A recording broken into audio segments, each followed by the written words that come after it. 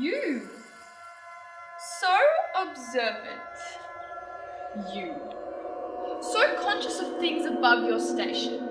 You knew that if you disappeared and the valuables were gone, you would naturally be suspected. So, why not return everything? Was it damaged? Perhaps when it was dropped to you from the window, or while you dragged it across the paddocks? Or what if it was dented when you used it to smash into the back of Mr. McCutcheon's skull? No, it isn't true. If it were true, you could never return the candlestick to the house. Why? It would be stained with blood, matted with hair. There might even be some brain still adhering to it. It would be a ghastly spectacle. Arthur sent me to search the woods.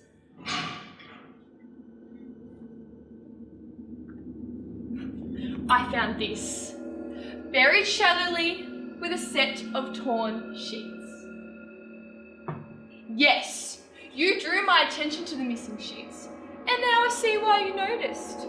Clearly, you had ample opportunity to observe Mr. McCutcheon's sheets at close quarters.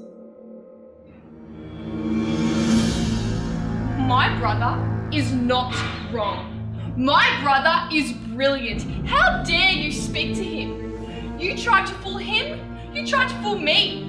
You sought to steal and betray your betters, and you have failed. You are nothing but a cheap, worthless whore, and my brother, you will deceive us no more.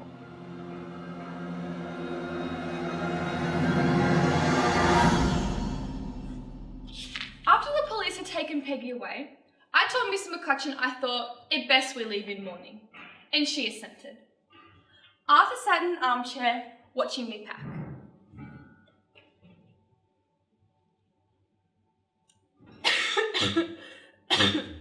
Do you have to do that now, Hattie? We should be celebrating. The train leaves rather early in the morning, Arthur. I'd rather not rush.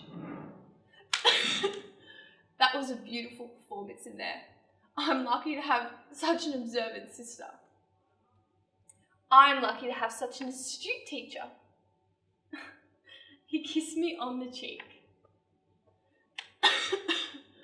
We'll go to the doctor when we return to Melbourne. See if there's not something he can give to help me with these lapses in memory. Yes, Arthur. Now, I'm going to see to my things. Might have a bit of a lie down.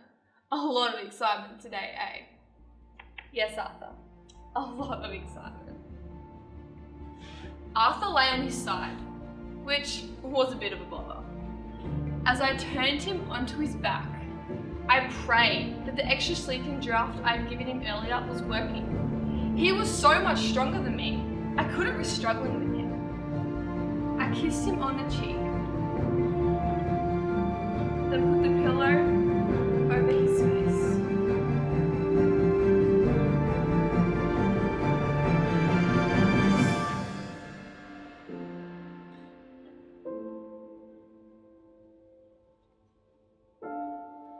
I shouldn't have worried. He didn't struggle at all. The next morning, my brother's body was discovered, and it was decided it must have been a night fever connected to the laryngitis that took him. The McCutcheons were desolate by that stage, so I promised them a fuss would not be made, and their family doctor consented to sign the death certificate then and there. He was buried in Melbourne Cemetery. I heard from my parents back home that the papers were flush with the devastating news. They were so proud.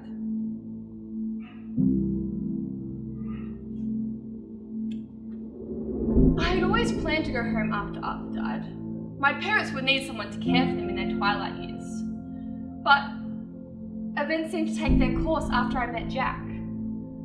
It's a quieter life than what I used to live, but I am happy in a way. In some ways it's like starting again, and that old life was someone else's story. Well, I suppose it was my brother's story.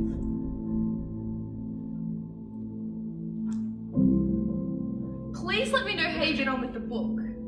I would be happy to receive a copy. But please, I would prefer that my location be kept a secret from other interested parties. It is exhausting to go digging through one's past, and I would prefer not to make a habit of it.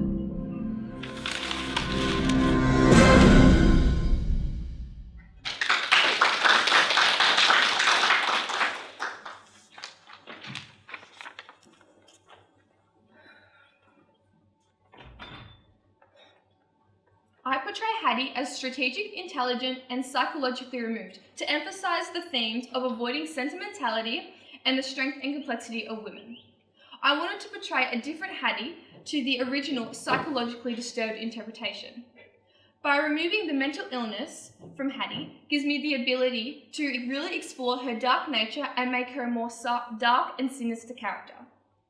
I use conventions of a thriller, which includes surprise and suspense, while also including elements of physical theatre with movement, to adhere to the conventional audience culture.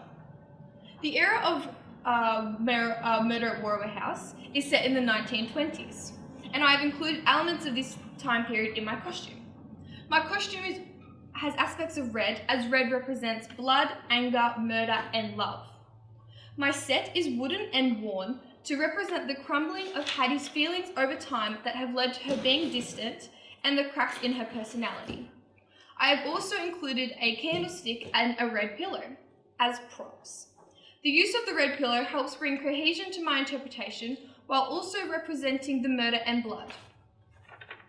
My soundtrack involves eerie and ghostly sounds in an attempt to portray Hattie's dark and unpredictable nature. When reflecting on her life, I wanted Hattie to be unattached to her old self and focus on her new life with Jack. I wanted to ensure that I control and manipulate elements of theatre composition in my interpretation to make it more interesting.